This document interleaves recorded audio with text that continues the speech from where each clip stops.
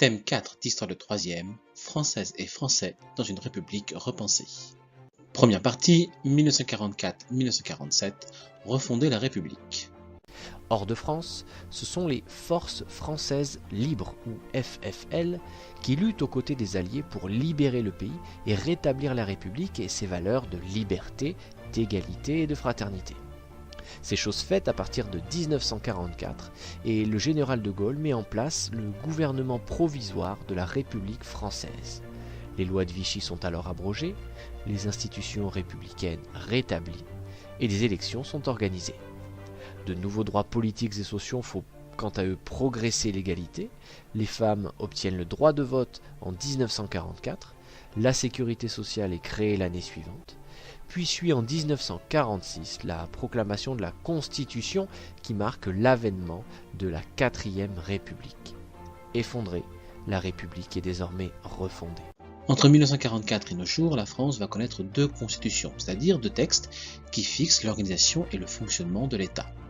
Deuxième partie, la 5e République, de la République gaulienne à l'alternance et à la cohabitation. Alors que le pays est enlisé dans la guerre d'indépendance de l'Algérie et que les Français sont au bord de la guerre civile, le général de Gaulle est appelé au pouvoir et chargé d'élaborer une nouvelle constitution. C'est chose faite quelques mois plus tard, lorsque celle-ci est adoptée par référendum.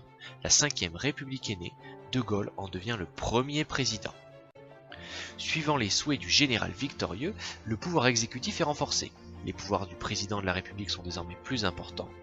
Proche des Français, multipliant les déplacements en province et les interventions à la télévision qui peuplent progressivement les foyers du pays, il prolonge ses contacts directs par un nouveau référendum et obtient ainsi en 1962 que le président de la République soit élu au suffrage universel direct, une nouveauté dans le fonctionnement républicain.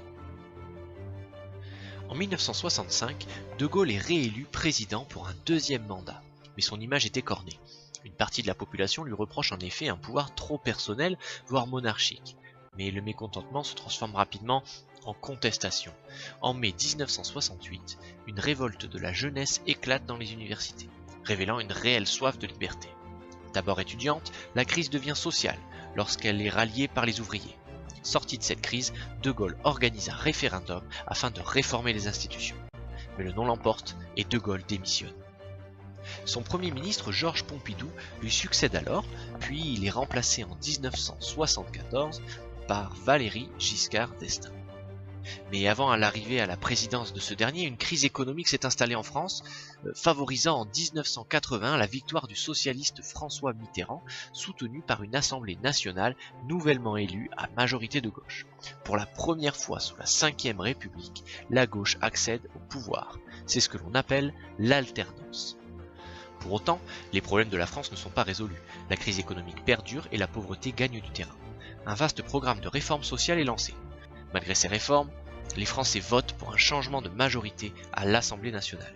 Celle-ci bascule à droite sous la houlette de Jacques Chirac. Nous sommes en 1986. Le président est de gauche, mais l'Assemblée nationale et de fait le Premier ministre sont de droite. Chirac conduit désormais la politique du gouvernement et les pouvoirs du président se trouvent réduits. C'est ce que l'on appelle la première cohabitation. En 1995, la victoire de Jacques Chirac à l'élection présidentielle marque une nouvelle alternance, mais en faveur de la droite cette fois-ci. Afin de mettre fin aux situations de cohabitation qui freinent l'exercice du pouvoir, un aménagement de la Constitution est effectué en 2000. La durée du mandat du président passe de 7 à 5 ans, la même que celle du mandat de député. Un référendum est donc un vote par lequel le peuple répond à une question par oui ou par non.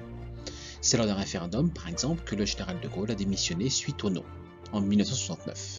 Une démocratie qui fonctionne doit reposer sur l'idée de l'alternance, c'est-à-dire un changement de majorité gouvernementale, généralement entre gauche et droite en France, et ce de façon régulière. Troisième partie, femmes et hommes dans la société des années 50 et 80. Dans cette dernière partie, nous allons voir comment la République a su s'adapter aux changements sociaux, notamment aux transformations liées à l'émancipation de la femme, et accompagner ces changements par la loi.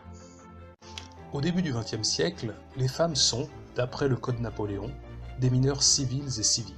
La scolarisation obligatoire depuis 1883 n'a pas transformé les choses. On attend d'abord d'elles qu'elles soient de bonnes ménagères et de bonnes mères. Lors de la Première Guerre mondiale, les femmes vont jouer un rôle fondamental dans l'industrie de guerre, à la place des hommes. Mais dès la fin des combats, elles sont renvoyées dans leur foyer. L'émancipation féminine est donc très lente, malgré le développement de l'emploi féminin. Les pesanteurs sociales, le poids du clergé, ne sont pas étrangers à cette lenteur. En 1944, par décret du général de Gaulle, les femmes obtiennent le droit de vote, en reconnaissance de leur rôle dans la résistance. Malgré cela, elles seront bien peu intégrées en politique. Il faut attendre l'an 2000 pour qu'une loi sur la parité voie le jour, et malgré la loi, la parité n'existe toujours pas. En 1946, la notion de salaire féminin inférieur à celui des hommes est supprimée. Après la crise, l'embellie économique des 30 Glorieuses. Pour prospérer, la société a besoin de tous. Cette fois encore, les femmes répondent à l'appel, mais leur statut social est encore inadapté. Il faut attendre 1965 pour qu'elles puissent exercer une activité professionnelle sans le consentement préalable de leur mari. L'émancipation est en marche. L'accès aux études et la révolution sexuelle vont bouleverser la place des femmes dans le monde du travail. La pilule contraceptive leur permet de choisir librement entre vie active et vie familiale. En 1967, la contraception est légalisée. Les femmes affirment leur autonomie, mais le combat n'est pas terminé. Un nouveau slogan apparaît, à travail égal, salaire égal. En 1972, l'égalité de rémunération est enfin inscrite dans la loi. Sur le papier, la place des femmes dans le monde du travail ne cesse de se renforcer. 1983. Promulgation d'une loi sur l'égalité professionnelle entre les hommes et les femmes. Mais la pratique ne suit pas. Les vrais facteurs d'inégalité sont culturels et non pas juridiques. À niveau d'études égales, les femmes sont généralement exclues des postes de direction. Pour l'histoire, c'est fini pour cette année. Au revoir.